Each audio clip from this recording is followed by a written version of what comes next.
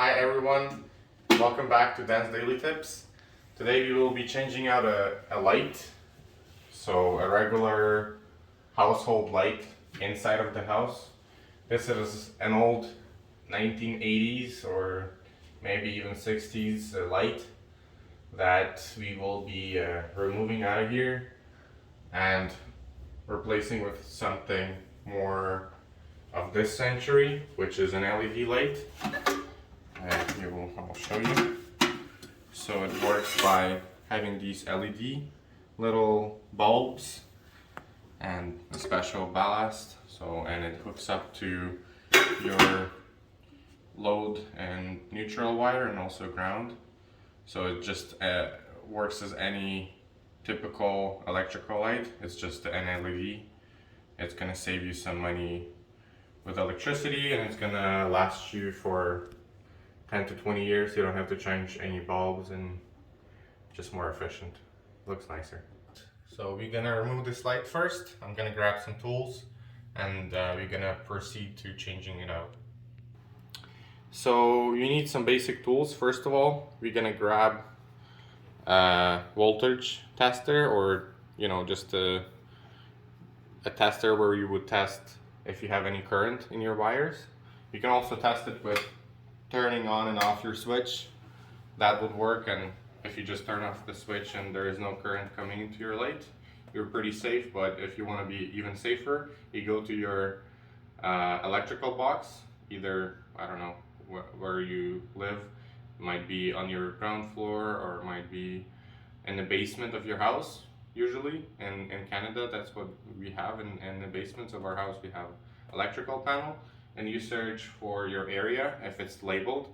If it's not, you can technically turn off your main breaker and it will be safe 100%. Okay, you're gonna proceed by removing two. And I think that should do it. Hopefully. Otherwise, I'm not sure I'm gonna remove this light. Oh, wait, you're getting somewhere. Yep.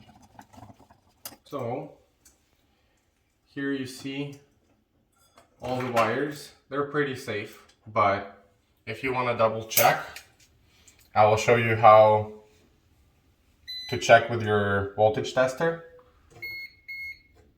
So there is no voltage or any current coming in currently into this fixture, but if you want to see how it would react if we have current coming in, I will show you.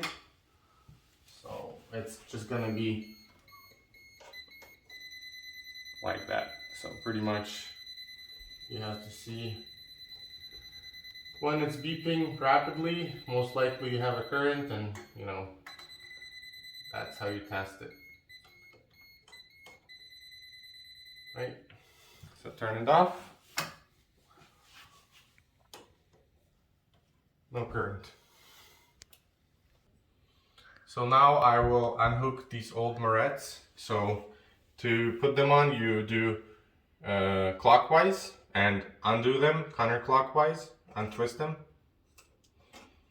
and you remove your old fixture, and you put your morettes back on in case, Yep. So that's how it's gonna look.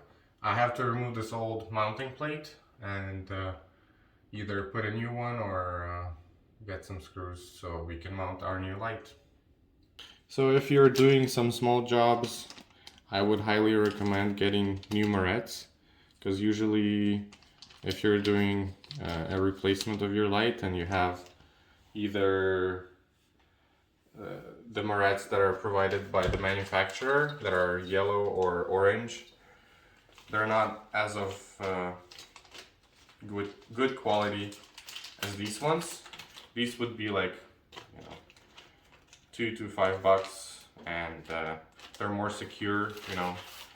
They're more advanced than just the regular morettes that are included in the package.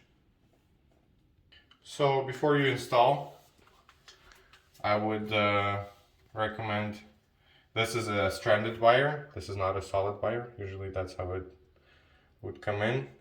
You twist them like that, like so, just so when you put the moret and your solid wire up there, it's gonna be creating a better connection versus something like that, you know, where it's stranded and it might short in the future. So you make them nice and tight with your fingers, or if you want, you can use pliers.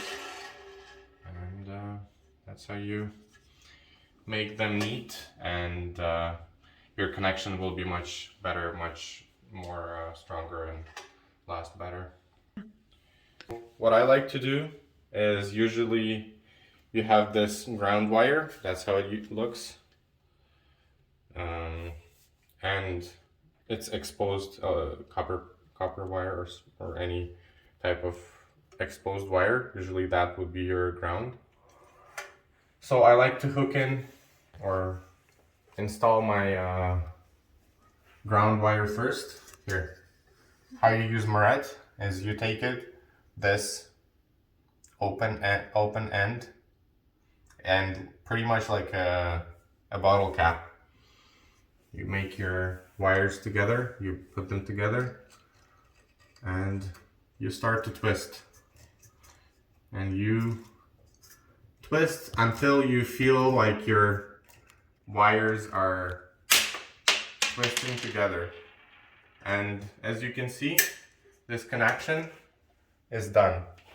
So the way you check is pretty much you should be able to, you know, not hold it no more, at least this light. If you have like big chandelier or something, I would not recommend, but in this situation it's a small light, so most likely it's already, like, you don't have to hold it, right? Okay. You do the same connection for all the wires. So if you have a white wire, you hook it with your white wire. White is for neutral.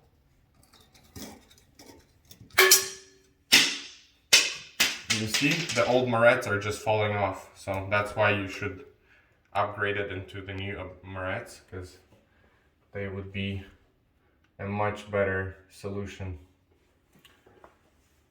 And your black wire, which is hot, or your load to black wire.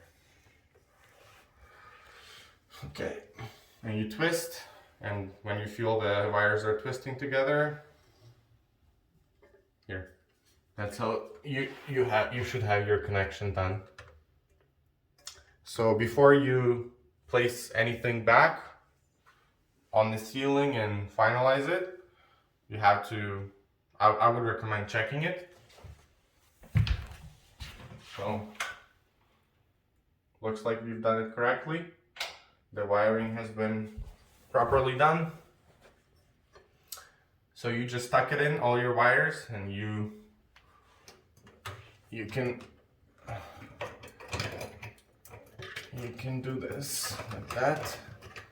Doesn't matter, you're never gonna see it. Just watch out if you have aluminum wiring. It usually is brittle, and you know, and you don't want to twist it or do anything abnormal with it, because it usually tends to be breaking off or not be as secure as copper wiring.